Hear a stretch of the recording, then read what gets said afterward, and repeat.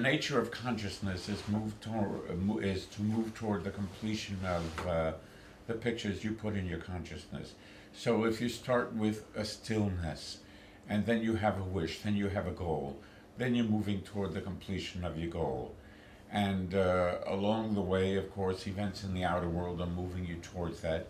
But also along the way, you're having other goals. Hey, it would also be nice if, and that would be nice if, and I would like this, and so the path toward fulfillment, I can say, is not so direct. It becomes a bit more complex in interacting with others.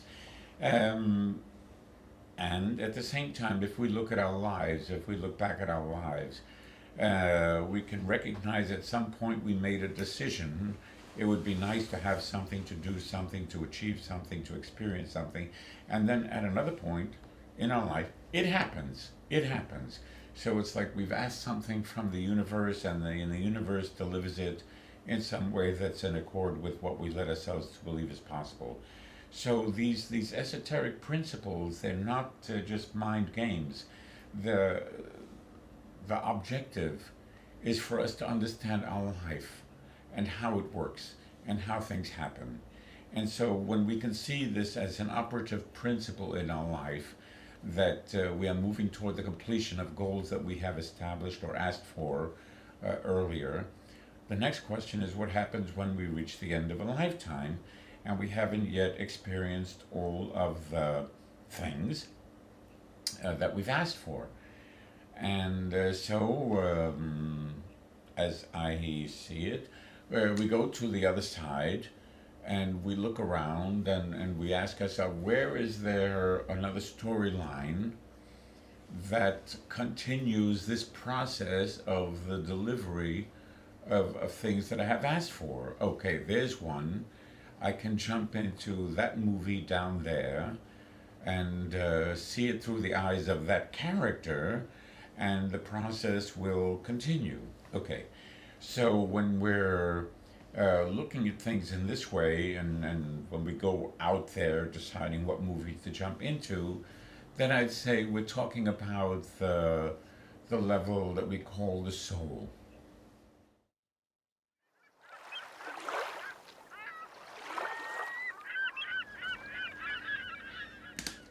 And when we're looking at the movie down there and the character that's in that movie, then that character is the level that we can call the spirit, the individualized consciousness in that lifetime. So in a way, we could say the soul is the actor, and the spirit then is the part that the person is playing, the character that they're playing in a particular lifetime. So we come into a certain lifetime as a baby. We're suddenly discovering what is this thing, this body, and how does it work, and then we interact with our next level of surroundings, our connections with our parents, and then we make some sounds. Mama, everybody makes a big deal about it, rewards us with a lot of love. We learn something, wow, and we live for love, we need more. So we continue to learn. And pretty soon what happens is we identify ourselves by what we know rather than by who we are.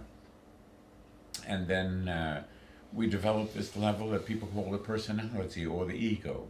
So the personality or the ego is, for most people, their level of everyday attention. So we have this level of everyday attention here, and when something comes up and it's not resolved, we put it away down there somewhere to a deeper level of our consciousness where it's still running. So that deeper level of our consciousness where it's still running, that's what the Western traditions are calling the subconscious or the unconscious. But that's who we really are. So when we hear you had a subconscious wish for that to happen, it means the real you wanted that to happen. So that's the real you. The level of the spirit, level of personality is who you think you are. But the level of the spirit is who you really are. And so what we do is we make the subconscious or the unconscious conscious when we're looking at the body mind relationship and seeing the message of the symptoms.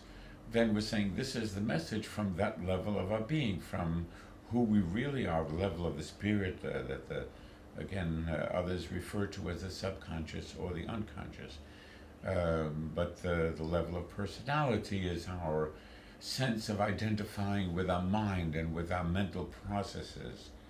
And yet, the people that we consider evolved are those who have succeeded in quieting their mind, in turning off their mind, at least for periods of time.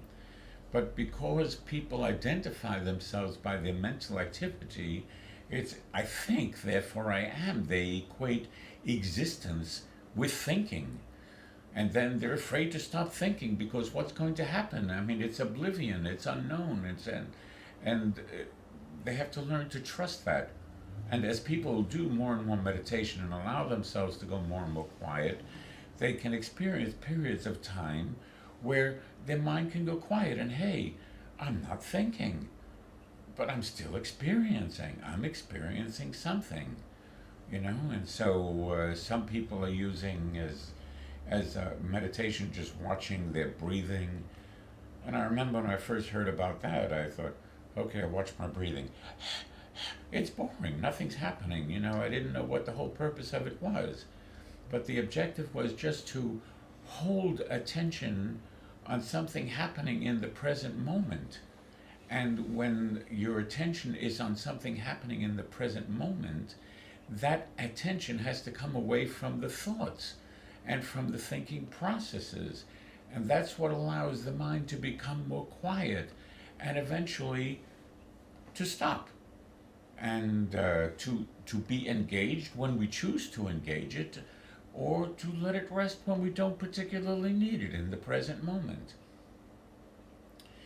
And when we do that, then we're able to be more directly in touch with this deeper part of our consciousness, with the level that we call the spirit, and being aware of why we do things, what's the motivation behind our actions, looking at ourselves in a way like observing ourselves from 1 meter behind ourselves. It's we can see the outer theater, but we can understand why we're doing that. What is the expected response we are soliciting, or what's the purpose of this outer theater?